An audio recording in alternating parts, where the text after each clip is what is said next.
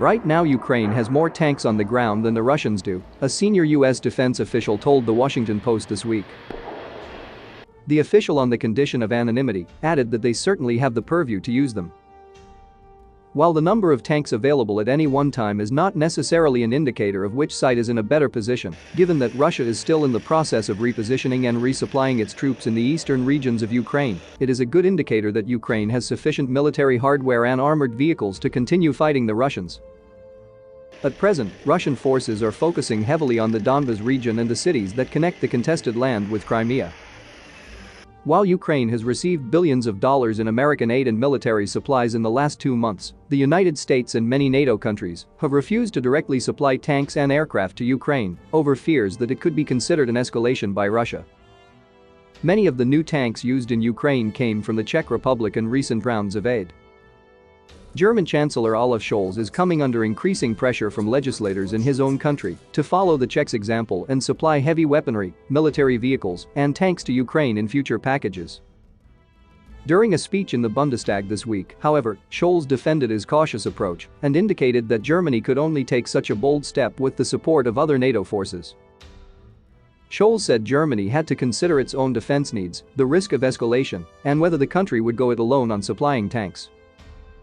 The speech seemed to indicate that Germany may be willing to change its policy, but only with the backing of the United States, a move that seems unlikely given President Joe Biden's repeated hesitance.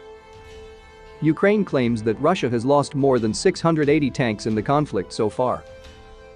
The claim was contradicted slightly by Oryx, a military blog that has tracked and counted Russia's military losses in the Ukraine invasion so far, which estimates more than 460 Russian tanks have been destroyed, as well as over 2,000 armored vehicles. The RAND Corporation and the International Institute for Strategic Studies claimed that Russia started the Ukraine invasion with 2,700 battle tanks.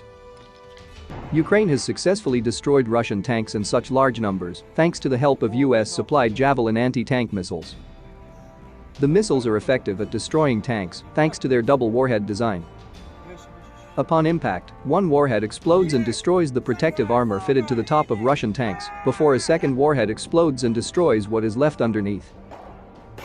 With a continued inflow of US Javelin missile systems, Ukraine appears to have a chance at holding back invading Russian forces, even as they regroup in the east.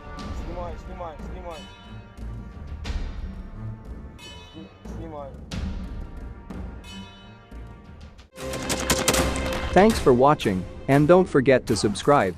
Also, if you want to support Warthog Defense, please become our member and get early access to new videos, exclusive members-only videos, and become administrator in comment section.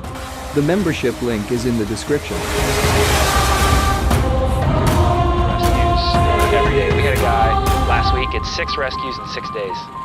He's doing the job every day.